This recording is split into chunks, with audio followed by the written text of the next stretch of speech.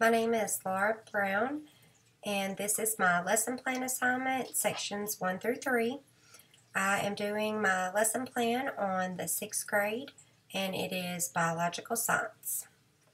The Common Core standards that I'm going to be using are the CCSS.ELA-literacy.RST 6 through 8.2, 6 through 8.4, 6 through 8.9, and 6 through 8.10.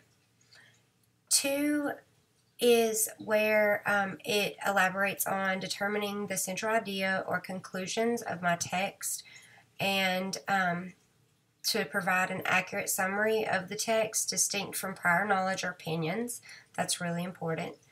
Then Dot 4 says that it's going to determine the meaning of symbols, key terms, and other domain-specific words and phrases as they are used in specific scientific or technical content relevant to grades 6 through 8. In particular, we're going to be concentrating on key terms in this one and then specific words and phrases. Dot 9, we are going to do the compare and contrast the information gained from experiments, simulations, video, or multimedia sources with that gained from reading a textbook on the same topic. The last one is going to be the Dot 10, and it just simply states that by the end of grade 8, read and comprehend science/technical text in grade 6 through 8 textbook complexity, banned independently and proficiently. And we're going to achieve this because I always like to have my students read aloud in the class, so the more they practice, the better they will become. My objectives for student learning in this lesson, I have 5. The first one, students will be able to define an organism. Number 2, students will be able to list characteristics of living things.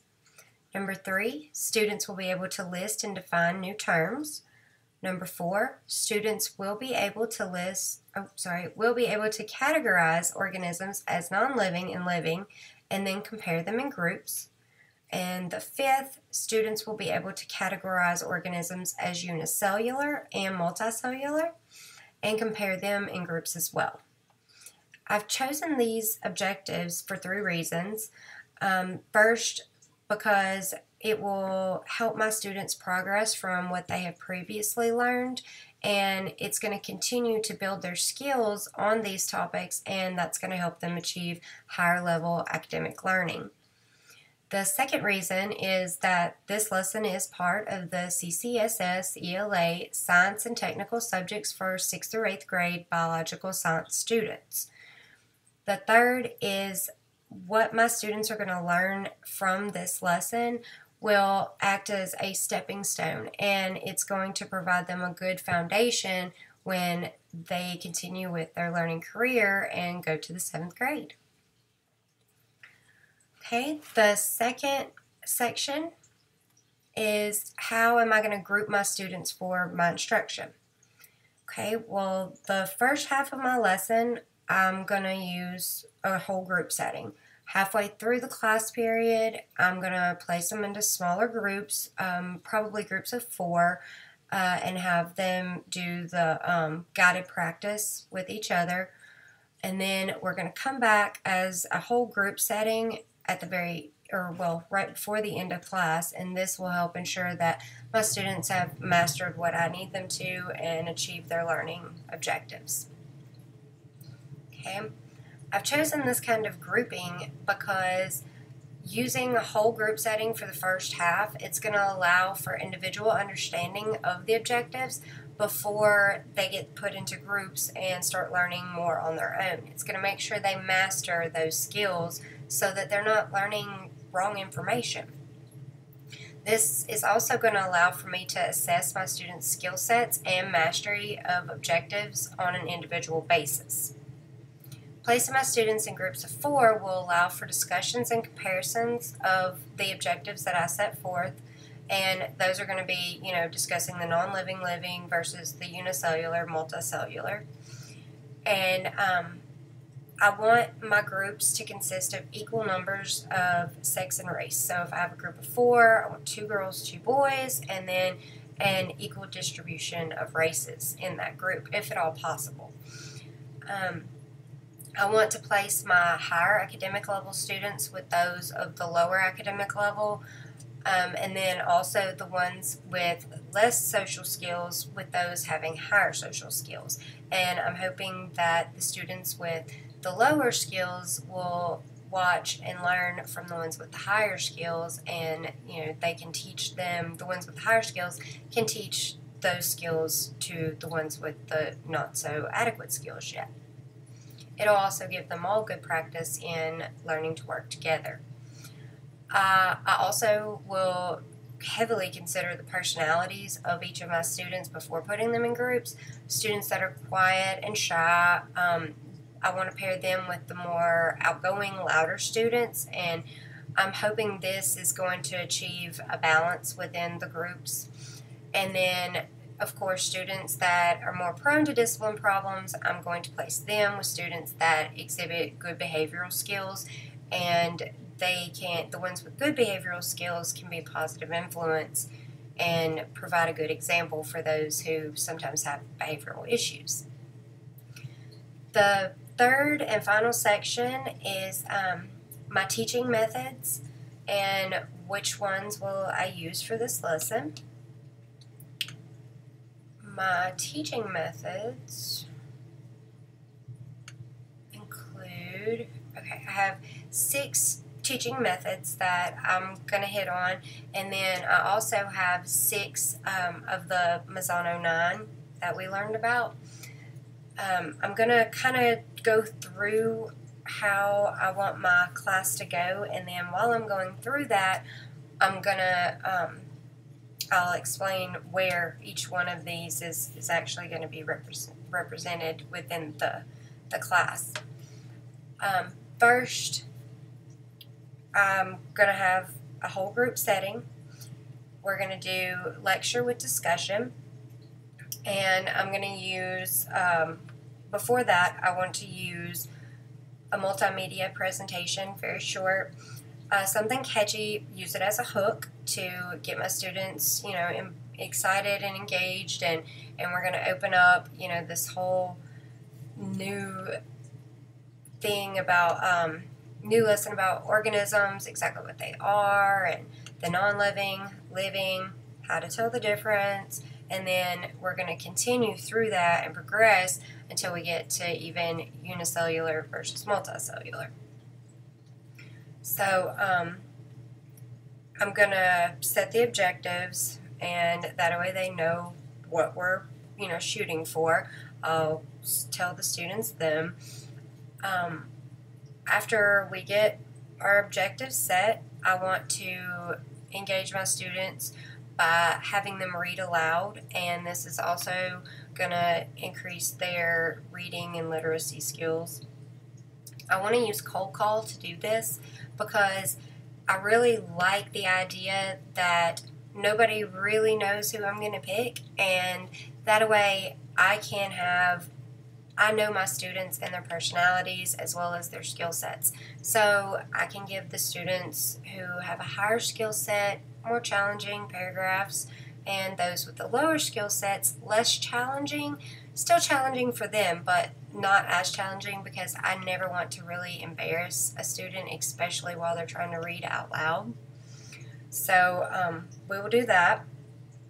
I want to then, once we get finished defining what is an organism, going through and listing characteristics of living things, we're going to list and define new terms that are presented throughout the chapter in the text, and we'll discuss all these. I'm going to provide my students with, feedback on how, what I expect them to know, have they achieved it, and, just informational feedback as well. Also, I want to be able to use cold call. It's a good way to assess where my students are at. I can use the break it down technique if I figure out that, there's some misunderstanding or there's a gap in the learning, and we can break down that information, readdress it, and I can just really, using cold call, I can assess where everybody stands, and that way I know that before we break up into these groups, they have a good idea of the information that they need to be responsible for. So then we're going to break up into our groups. While we're in our groups, one of the methods is they're going to brainstorm with each other. They are going to do co-op learning. They're going to achieve objectives by grouping or listing the organisms.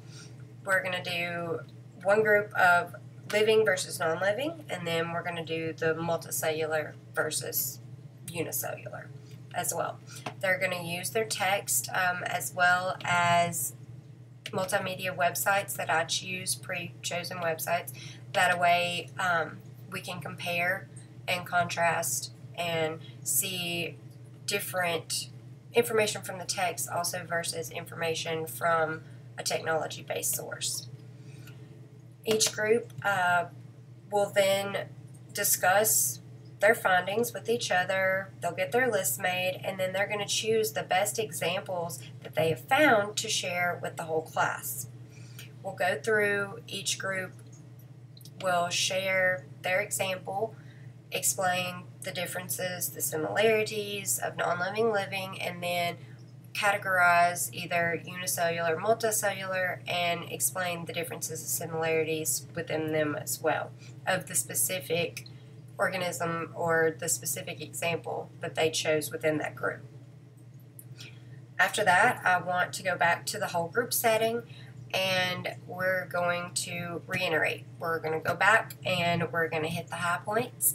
I want to be able to summarize and have, using cold call, I really like cold call, using that, be able to then assess my students after they've been in groups, and hopefully by comparing the first assessment before we went into groups and then the assessment after they've gotten back out of their groups, hopefully I can really see that my students have progressed in their learning objectives and accomplishing those. So that's where, and then I will know, if there's gaps in learning, what we may need to cover, what we don't need to cover, and that we can move on if it's mastered. So that is the way that my lesson plan is. The actual teaching methods, just in a list order. The first one, lecture with discussion, that's the hook and then the cold call. The second is instructional methods and strategies. The first, setting objectives, providing feedback, co-op learning, cues and questions, non-linguistic representations. There'll be plenty of pictures and illustrations of all these neat organisms that we're going to look at. We're going to summarize the information that we've learned, and then they're going to be able to identify these similarities and differences and discuss those while they're in the groups. The third is going to be class discussions. The fourth, grouping methods. We're going to do the co-op learning, and they're going to brainstorm, which is the fifth, and then we're going to do the report back session at the end after we've been in these groups to really bring home the message and really get another assessment of where we stand at the end of class versus the beginning. So why have I chosen this method or methods?